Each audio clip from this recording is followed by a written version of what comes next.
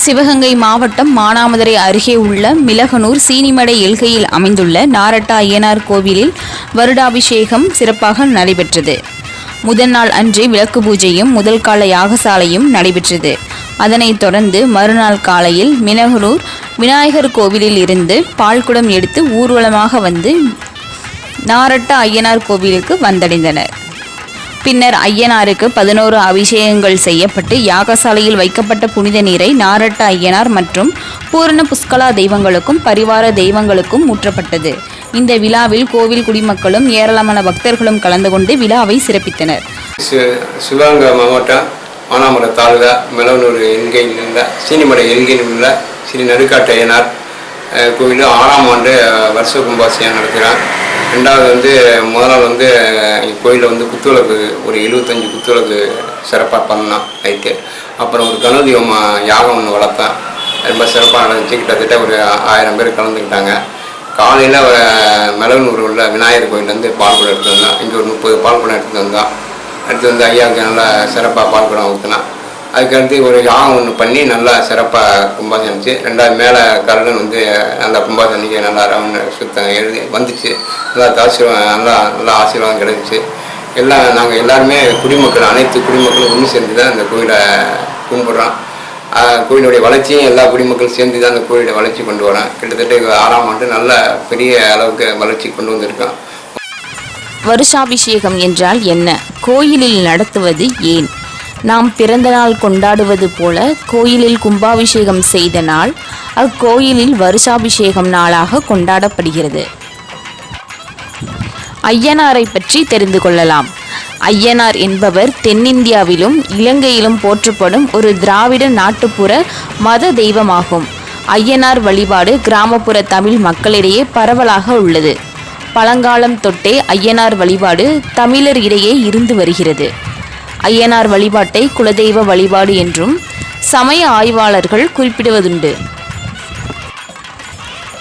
தமிழ்நாட்டில் உள்ள பெரும்பாலான ஊர்களிலும் காவல் தெய்வமாக இவரை வழிபடுகின்றனர். கடந்த காலங்களில் தென்கிழக்காசிய நாடுகளிலும் ஐயனாரை வழிபட்டிருக்கலாம் என சில ஆய்வுகள் தெரிவிக்கின்றன. கிராமப்புறங்களில் உள்ள ஐயனாரின் கோயில்கள் பொதுவாக இவர் மற்றும் இவரது தோழர்கள் குதிரைகள் அல்லது யானைகளின் சவாரி செய்யும் பிரம்மாண்டமான மற்றும் வண்ணமயமான சிலைகளால் சூழப்பட்டிருக்கும். பழந்தமிழர்களின் சமய கடவுள் ஆவார். இவர் கம்பீரமான தோற்றத்துடன் கையில் செண்டாயுதமும் அரிவாள் வைத்திருப்பார். பெரிய பெரிய குதிரை சிலைகள் ஐயனார் கோவில்களில் இருக்கும். பொதுவாக வெட்ட வெளியில் காட்டுக்குள் கோவில் அமைந்திருக்கும். ஐயனார் கிழக்கு அல்லது மேற்கு திசை நோக்கி அமர்ந்திருப்பார். இளைஞரை போன்றவர். கிரீடம் அணிந்திருப்பார். வலது காதில் குலையும் இடது காதில் குண்டலமும் அணிந்திருப்பார். கடவுளுக்கான அனைத்து ஆபரணங்களையும் அணிந்திருப்பார். சந்தனம் பூசியிருப்பார். வலது கையில் தண்டம் அல்லது செண்டு வைத்திருப்பார். இடது கையை இடது காலின் மீது சார்த்தியது போல் வைத்திருப்பார். இடது காலை மடித்து பீடத்தின் மீது வைத்துக்கொண்டு வலது காலை கீழே தொங்கவிட்டிருப்பார். குதிரை மீதோ யானை மீதோ அமர்ந்திருப்பார். இந்திரன், அக்னி, யமதர்மன், நிருதி, வருணன், வாயு, குபேரன், ஈசானியன் ஆகிய 8 திசை தெய்வங்களும் யோகிகள், சித்தர்கள், வித்யாதர்கள், கிண்ணறர்கள் முதலியோர் ஐயனாரை வணங்கியபடி இருப்பர். இந்து சமயத்தில் திருவிளக்கு வழிபாடு உன்னதமான இடத்தை பிடித்துள்ளது. எல்லா இடங்களிலும் இருக்கும் இறைவனை நம் இல்லத்தில் எழுந்தருள செய்வதே விளக்கு வழிபாடாகும். ஆதியில் வேத ரிஷிகள் ஹோமம் வளர்த்து இறைவனை வழிபட்டனர். இந்த முறையே தற்போது தீப வழிபாடாக மாறியிருக்கிறது. விளக்கு வழிபாடு சுரத்தில் இருக்கும் இருளை அகற்றுவதோடு நம் மனதில் இருளையும் அகற்றுகிறது. வீட்டின் வாசலை மெழுகுமாக்கோலம் இட்டு அதன் மத்தியில் விளக்கை ஏற்றி வைத்து பின் அதனை வீட்டு பூஜை அறையில் வைத்தால் அவ்விளக்குடன் மகாலட்சுமியும் நம் இல்லத்திற்குள் வருவாள் என்பது ஐதீகம். தற்போது பெண்கள் குழுவாக சேர்ந்து கோயில்களில் விளக்கு வழிபாடு செய்வது பிரபலமடைந்து வருகிறது. இந்த விளக்கு வழிபாட்டால் பல ஹோமங்கள் நடத்துவதால் கிடைக்கும் பலன்கள் கிடைக்கும் என்பது நம்பிக்கை. விளக்கை ஏற்றி வழிபடாதவர்கள் அவ்விளக்கு அணைந்து விடாமலும் பாதுகாக்கவாது செய்யலாம். விளக்கு பூஜை எப்போதெல்லாம் செய்யலாம்? பௌர்ணமி, அமாவாசை நாட்களில் விளக்கு பூஜை செய்வது மிக நற்பலன்களை தரும். மாதங்களுக்கு ஏற்ப இப்பலன்கள் வேறுபடுகிறது. சித்திரையில் செய்தால் தானிய வளம் உண்டாகும். வைகாசியில் செல்வம் செழிக்கும். ஆனி திருமண பாக்கியம் உண்டாகும். ஆடியில் ஆயுட்பலம் கூடும். ஆவணி புத்தி தடை நீங்கும். புரட்டாசி கால்நடைகள் விருத்தியாகும். ஐப்பசியில் நோய்கள் உண்டாகும். கார்த்திகையில் நற்பேறு கிட்டும். மார்கழி ஆரோக்கியம் கூடும். தை எடுத்த செயல்களில் வெற்றி உண்டாகும். மாசியில் துன்பங்கள் நீங்கும். பங்குனி தர்ம சிந்தனை வளரும். விளக்கு பூஜையின் போது கவனிக்க வேண்டியவைகள் என்னென்ன? விளக்குகளை நன்றாக கழுவி அதனை சுத்தமான தாம்பூலம் அல்லது பலகையில் மட்டுமே வைக்க வேண்டும். பூஜைக்கு உடைந்த கீறல் விழுந்த விளக்குகளை பயன்படுத்தக்கூடாது. திரியேற்றிய பின்பு விளக்கு அசையாமல் பார்த்து கொள்ள வேண்டும். விளக்கிற்கு பூமாலை மற்றும் மாங்கல்ய கயிற்றை சூட்டலாம். சுடரில் இருந்து பத்தி சூடத்தை கண்டிப்பாக கொளுத்தக்கூடாது. எண்ணெயை அடிக்கடி ஊற்றாமல் முதலிலேயே நிரப்பி ஊற்றக்கொள்ள வேண்டும். திரிகள் புதிதாகவும் கெட்டியானதாகவும் இருக்க வேண்டும். வீடுகளில் பூஜை செய்யும் போது விளக்கை கிழக்கு பக்கம் பார்த்து வைத்து அதற்கு வலப்புறத்தில் வடக்கு முகமாக அமர்ந்து கொள்ள வேண்டும். விளக்குகளை தீக்குச்சியால் நேராக பற்ற வைக்காமல் துணை விளக்கின் உதவியோடு மட்டுமே ஏற்ற வேண்டும். பூஜை முடியும் வரை ஸ்லோகங்களை எல்லோரும் சேர்ந்து ஒரே மாதிரியான குரலில் சொல்லிக்கொண்டே இருக்க வேண்டும். ஒருவர் உயர்த்தியும் ஒருவர் தாழ்த்தியும் குரல் கொடுக்க கூடாது. ராஜயோகம் தரும் வழிபாடு எதுவென்றால், வேதாரண்யம் வேதபுரீஸ்வரர் கோயிலில் ஒரு விளக்கு எரிந்து கொண்டிருந்தது. நீண்ட நேரமாக எரிந்ததால் அது அணையும் நிலையில் மிக குறைவான சுடருடன் எரிந்தது. அவ்விளக்கில் இருந்த நெய்யை உண்பதற்காக ஒரு எலி தீபத்தை நோக்கி தாவியது. அப்போது எலி தன்னை அறியாமலேயே திரியை தூண்டிவிட்டது. அந்த எலிதான் அடுத்த பிறவியில் மகாபலி சக்கரவர்த்தி மன்னனாக பிறந்தது. வாமன அவதாரம் எடுத்து மகாவிஷ்ணுவின் திருப்பாதத்தால் மோட்சமும் அடைந்து தெரியாமல் திரியை தூண்டிவிட்டதற்காக ஒரு எலிக்கு ராஜயோகம் கிடைத்தது என்றால் நம் இறைவனை எண்ணி ஏற்றும் விளக்கிற்கு என்ன பலன் கிடைக்கும்? 5 முக விளக்குகள் ஏற்றினால் என்ன பலன்? நம் வாழும் உலகம் பஞ்சபூதங்களால் ஆனது. நம் உடலும் 5 பொறிகளால் தான் இயங்குகிறது. பெண்கள் வைத்திருக்க வேண்டிய நற்குணங்களும் 5. இவ்வாறு 5 என்ற எண் நம் வாழ்க்கையில் பிரதானமாக இருக்கிறது.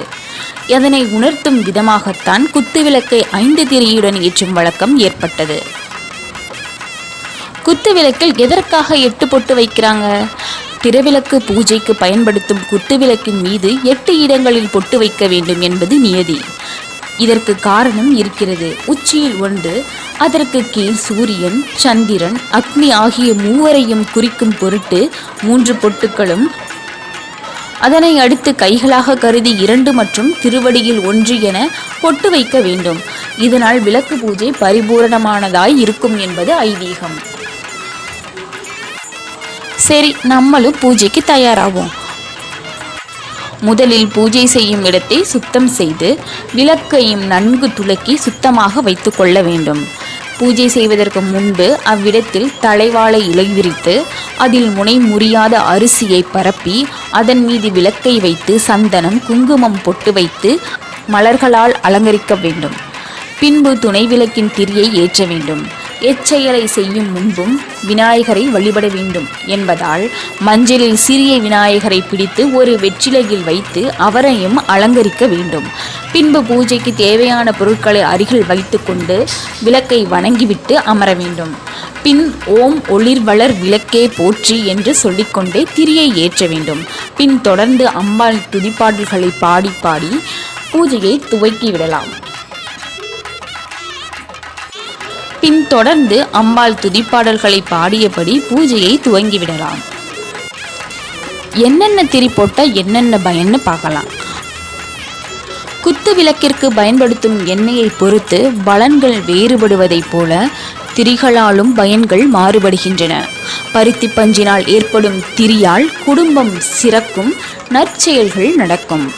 வாழைத்தண்டின் நாரில் செய்த திரியினால் முன்னோர்கள் சாபம் தெய்வ குற்றங்கள் நீங்கி அமைதி உண்டாகும். வாழைத்தண்டின் நாரில் செய்த திரியால் முன்னோர்கள் சாபம் தெய்வ குற்றங்கள் நீங்கி அமைதி உண்டாகும். தாமரை தண்டு நூலால் செய்யப்பட்ட திரியால் முன்வினை பாவங்கள் நீங்கி நிலைத்த செல்வம் கிடைக்கும். சிவகங்கை மாவட்டம் மானாமர தாலுகா மெலவனூர் என்கையில் உள்ள சீனிமடை என்கையில் உள்ள ஸ்ரீ நடுக்காட்டு ஐயனார் கோயில் 6ஆம் ஆண்டு வருஷ கும்பாபிஷேகம் நடத்துகிறேன். ரெண்டாவது முதல் நாள் கோயிலில் குத்துவிளக்கு ஒரு 75 குத்துவிளக்கு சிறப்பாக பண்ணோம் நைட்டு. அப்புறம் ஒரு கணபதி யாகம் ஒன்று வளர்த்தேன். ரொம்ப சிறப்பாக நடந்துச்சு. கிட்டத்தட்ட ஒரு 1000 பேர் கலந்துக்கிட்டாங்க. காலையில் மெலவனூர் உள்ள விநாயகர் கோயிலேருந்து பால்குடம் எடுத்து வந்தோம். இங்கே ஒரு 30 பால்குடம் எடுத்து வந்தோம். ஐயாவுக்கு நல்லா சிறப்பாக பால்குடம் ஊற்றினோம். அதுக்கடுத்து ஒரு யாகம் ஒன்று பண்ணி நல்லா சிறப்பாக கும்பாசம் இருந்துச்சு. ரெண்டாவது மேலே கருடன் நல்லா கும்பாசனிக்கு நல்லா ரவுண்டு சுத்தம் எழுதி வந்துச்சு. நல்லா ஆசீர்வாதம் கிடைச்சிச்சு. நாங்கள் எல்லாருமே குடிமக்கள், அனைத்து குடிமக்களும் ஒன்று சேர்ந்து தான் அந்த கோயிலை கும்பிட்றோம். கோயிலுடைய வளர்ச்சியும் எல்லா குடிமக்களும் சேர்ந்து தான் அந்த கோயிலை வளர்ச்சி கொண்டு வரோம். கிட்டத்தட்ட 6ஆம் ஆண்டு நல்ல பெரிய அளவுக்கு வளர்ச்சி கொண்டு வந்திருக்கோம். நம்மை சுற்றி இருப்பவர்கள் வெள்ளை மனதுடையவர்களாக இருந்தால் நம் செய்யும் காரியங்கள் வெற்றியாகும் என்பதற்காக செய்யும் பரிகாரம் இது. மனிதர்கள் ஒவ்வொருவரும் நாம் நினைத்த காரியங்கள் அனைத்தும் வெற்றியாக முடிவடைய வேண்டுமென்று ஆண்டவனை வேண்டி பல்வேறு விதமான நேர்த்திக்கடன்களை செலுத்தி வருகிறோம். அதில் பால்குடம் எடுப்பதும் ஒன்று. பால் வெள்ளை நிறமானது. நம்மை சுற்றி இருப்பவர்கள் வெள்ளை மனதுடையவர்களாக இருந்தால் நாம் செய்யும் காரியங்கள் வெற்றியாகும் என்பதற்காக செய்யும் பரிகாரம் இது. மேலும் தெய்வங்களை அபிஷேகத்தால் குளிர்ச்சிப்படுத்தினால் அவர்களின் மனம் குளிரும். ஐயனாரின் பரிவார தெய்வங்களாக ஸ்ரீ பொந்துப்புலி கருப்பசாமி, கருப்பண்ணசாமி, வீரபத்திரன், இடும்பன், நடுக்காட்டான், நாடாள், ஆண்டி, நொண்டி, இருளப்பன், சின்னானன், சன்னாசி, மூக்கன் மற்றும் சோனை முதலிய ஆண் தெய்வங்களும் செல்லியாய், காளி, நீலி, ராக்காயி, ராக்குச்சி, கருப்பாயி, சடச்சி, இருளாயி, செகப்பி, மூக்காயி, பேச்சி, ஏழைகாத்த அம்மன் மற்றும் சப்த கன்னியர்கள் முதலிய தெய்வங்களும் பரிவார தெய்வங்களாக உள்ளனர். காவல் தெய்வமான ஐயனாருக்கு சைவ உணவாக சர்க்கரை பொங்கல் படைக்கப்படும். ஆனால் இவரது பரிவார தெய்வங்களுக்கு மதுபானங்கள் வைத்து ஆடு, கோழி போன்றவை படையலிட்டு படைக்கப்படும். கிராமத்தை காக்கும் கடவுள் ஐயனார் என்பதால் ஊரின் எல்லையிலேயே பெரும்பாலும் ஐயனார் கோவில்கள் இருக்கும். அதிலும் குறிப்பாக ஆற்றங்கரையிலும் கம்மாய்க்கரையிலும் அல்லது மடைகளுக்கு அருகே இருக்கும். சில ஊர்களில் நீர்நிலைகளின் அருகில் அல்லது காட்டிற்கு உள்ளே கோயில் இருக்கும். கோயிலில் நுழைவாயிலிலோ அல்லது கோவிலின் பின்னாலோ விநாயகரும் முருகனும் இருப்பர். சிவராத்திரி அன்று ஐயனார் பிறந்தவர் என்பதால் அன்று வழிபாடுகள் சிறப்பாக நடைபெறுகின்றன. அன்றைய தினம் ஐயனாரை குலதெய்வமாக கும்பிடுவோர் அனைவரும் அவரது குடும்பத்தினருடன் ஒன்றாக கூடி வந்து வழிபடுகின்றனர். ஐயனார் கோயிலில் திருநீற்றுடன் குங்குமம் பிரசாதமாக வழங்கப்படும். இவற்றுடன் சில கோவில்களில் சுத்தமான நீருடன் சந்தனம் வழங்கப்படும். ஐயனாரின் பரிவார தெய்வங்களில் ஒன்றான கருப்பர் காவல் தெய்வம் ஆவார். இவர் கையில் அரிவாள் அல்லது செண்டாயுதம் ஏந்தி வெள்ளை குதிரையில் ஏறி நாயுடன் வருவார். ஊரை வலம் வந்து காவல் செய்வார். ஐயனார் என்ற தெய்வம் கிராமங்களில் உள்ள கடவுளாவார். இவர் காவல் தெய்வம் என்றும் கிராம தேவன் என்றும் அழைக்கப்படுகிறார். நகரங்களிலும் இவருக்கு கோவில்கள் உண்டு. காரணம், இன்றுள்ள நகரங்களில் ஒரு காலத்தில் கிராமங்களாக இருந்தவையே. ஐயனார் என்ற சொல் ஐயன் என்ற சொல்லில் இருந்து வந்ததாகும். ஐயன் என்ற சொல்லுக்கு தலைவர், வணக்கத்துக்குரியவர் மற்றும் மரியாதைக்குரியவர் என்று பொருள். நமது தமிழ்நாட்டில் அநேகமாக எல்லா ஊர்களிலும் ஐயனார் கோவில்கள் உள்ளன. இவர் காவல் தெய்வம் ஆதலால் ஊர் எல்லையில் கோவில் கொண்டிருப்பார். இவர் ஊருக்குள் விரோதிகள், கள்வர்கள், கொடிய விலங்குகள், தொற்று வியாதிகள் வராமல் பாதுகாப்பார். வயல்களில் விளையும் பயிர்களை காப்பவரும் இவரே. இவருக்கு பாவாடேராயன், கருப்பணசாமி, வீரபத்ரன், இடும்பன் மற்றும் வீரன் ஆகிய துணைவர்கள் உண்டு. இவர்களும் ஐயனார் கோவிலில் வீற்றிருப்பார். பிடாரி என்று அழைக்கப்படும் பிடாபகாரி என்ற தேவதையும் இவரது கோவில்களில் காணலாம். நீங்கள் கிராமத்தில் உள்ள ஐயனார் கோவிலுக்கு சென்றால் கோவிலின் வெளியே திறந்த வெளியில் பெரிய அளவிலான பல வண்ணங்கள் தீட்டப்பட்ட ஐயனார் சிலைகளை காணலாம். இச்சிலை சுதை வேலையினால் செய்யப்பட்டிருக்கும். இவர் குதிரையின் மேல் சவாரி செய்வது போல் இருப்பார். குதிரையின் முன்னங்கால்கள் தூக்கியபடி கம்பீரமாக இருக்கும். சில ஊர்களில் பெரிய அளவில் செய்யப்பட்ட ஐயனார் சிலை திறந்த வெளியில் வைக்கப்பட்டிருக்கும். இந்த ஐயனார் கிரீடம் அணிந்து பெரிய மீசையுடன் காட்சி தருவார். நெற்றியில் திருநீறு அணிந்திருப்பார். வலது கையில் செங்கோல் அல்லது தண்டம் வைத்திருப்பார். செண்டு, அரிவாள், வில், அம்பு ஆகியவற்றையும் வைத்திருப்பார். இடது காலை மடித்து வைத்துக்கொண்டு வலது காலை கீழே தொங்கவிட்டிருப்பார். கோவிலில் கருவறையில் உள்ள ஐயனார் தமது மனைவியார்களான பூரணா, புஷ்கலா ஆகியோருடன் காட்சி தருகிறார். இவர் ஸ்ரீ பூரண புஷ்கலா சமேத ஐயனார் என்று அழைக்கப்படுகிறார். சில கோவில்களில் ஐயனார் துணைவியார்கள் இன்றி தனித்து காணப்படுகிறார். இவர் பால ஐயனார் என்று அழைக்கப்படுகிறார். இதேபோல் மிளகனூர் கிராமத்தில் ஸ்ரீ பூரண புஷ்கல சமேத நாரட்ட ஐயனாராக காட்சியளிக்கிறார். ஸ்காந்தத்தின் அடிப்படையில் கந்த புராணம் இவ்வாறு ஐயப்பனின் அவதாரத்தை காட்ட, பத்ம புராணம் பஸ்மாசுரனை அழிக்க சிவபெருமான் எழுந்தருளிய போது பஸ்மாசுரனை மயக்கி அழிக்க திருமான் மோகினி வடிவம் கொள்ள அப்பொழுது பிறந்தவரே ஐயனார் என்று காட்டப்படுகிறது. இதே போலவே தார்காவனத்து முனிவர்களின் கடவுள் நிந்தனையையும் செருக்கையும் அளிக்க பிச்சாடனராக சிவபெருமான் வந்தபோது மோகினி வடிவம் கொண்ட திருமாலும் இணைந்து பிறந்தவரை ஐயனார் என்பது வரலாறு. ஆதியும் அந்தமும் இல்லா அருள் பெரும் சோதி ஆகிய இறைவன் அடியவர்களின் நலன் கருதி திருவிளையாடல்கள் புரிகிறான். அதில் சில உண்மைகளை நிலைநிறுத்தி காட்ட புராணங்கள் சொல்லப்படுகின்றன. இவற்றில் இறைவனையே அளக்கவோ அவனின் பிறப்பை அறியவோ முற்படுவது வினோதமானது. உண்மையில் அது எவராலும் இயலாதது. சூரபத்மனால் வருந்திய இந்திரன் சீர்காழியில் இந்திராணியுடன் மறைந்து வாழலான். அப்பொழுது தேவர்களுக்காக இறைவனை வேண்ட திருக்கைலைக்கு அவன் செல்ல நேரிட்டது. அப்போது தனித்தவளாயிருந்த இந்திராணிக்கு அசுரர்களால் தீங்கு நேரிடுமோ என்று அஞ்சிய அவன் ஐயனாரை துதித்து அவரை காவலாக எழுந்தருளியிருக்க வேண்டினான். ஐயனார் தனது சேனாதிபதிகளின் ஒருவரான மகாகாலர் என்பவரை இந்திராணிக்கு காவலாக நியமித்தார். இந்திரன் எதிர்பார்த்தது போலவே சூரனின் தங்கை அசமுகி இந்திராணியை கண்டு அவளின் அழகை பார்த்து, இவளை நாம் கொண்டு போய் நம் அண்ணனிடம் கொடுப்போம் என்று துணிந்த அவள் சிவபூஜை செய்து கொண்டிருந்த சோலையை அடைந்து இந்திராணியின் கையை பிடித்து இழுத்தாள். அச்சமயம் அஞ்சிய இந்திராணி தன் காவல் நாயகராகிய ஐயனாரை நோக்கி தன் அபய குரலை வெளிப்படுத்தி அழுதாள். இந்த அழுகுரலை கேட்டு ஓடிவந்த ஐயனாரின் சேனாதிபதியான வீர மகாகாலர் அசமுகி இழுத்த கையை அறுத்தெறிந்தார். இவ்விடம் இன்றும் சீர்காழியில் கைவிடான் சேரி என்று வணங்கப்பெறுகிறது. அங்கு ஐயனாருக்கு திருக்கோயிலும் அமைந்துள்ளது. இந்திராணியின் திருமாங்கல்யத்தை காப்பாற்றிய முருக கடவுளுக்கு இளையவராக ஐயனாரின் பெருமையும் முருகனின் புகழ் சொல்ல வந்த கந்தபுராண காவியம் தெளிவு கூற காட்டுகிறது.